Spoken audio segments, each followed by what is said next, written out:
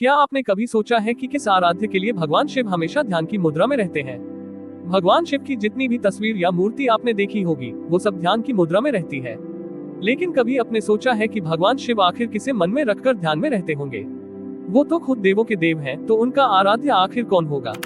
चलिए जानते हैं इस बारे में।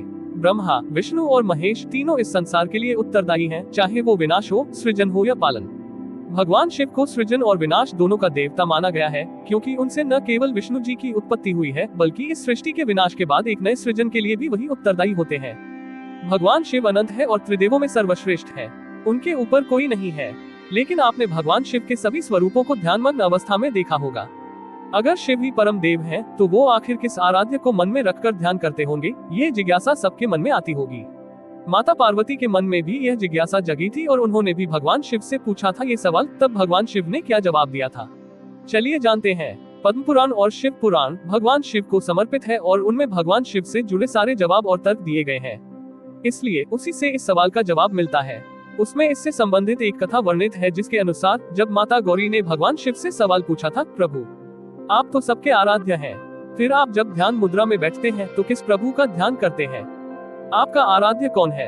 तब भगवान शिव ने माता पार्वती को इसका जवाब दिया था। कथा के अनुसार भगवान शिव ने कौशिक ऋषि के सपने में आकर उन्हें राम रक्षा स्तोत्र लिखने का आदेश दिया था, लेकिन इसी सपने में उन्होंने शिव से प्रार्थना करते हुए कहा था कि वो इस स्तोत्र को लिखने में सक्षम नहीं है। जिसके बाद भगवान शिव ने उन्हें विद्या और ज्ञान की ऐसी शक्ति प्रदान की, जिसके बाद उन्होंने राम रक्षा स्तोत्र लिखा। उसके बाद भगवान शिव ने माता पार्वती को राम रक्षा स्तोत्र पढ़कर सुनाया और कहा कि वह विष्णु के अवतार श्री राम का ध्यान करते हैं। भगवान राम, इसलिए भगवान राम ही शिव जी के आराध्य हैं और वो उन्हीं का ध्यान करते हैं। वैसे इस सवाल को लेकर अलग अलग तर्क भी दिए जाते हैं।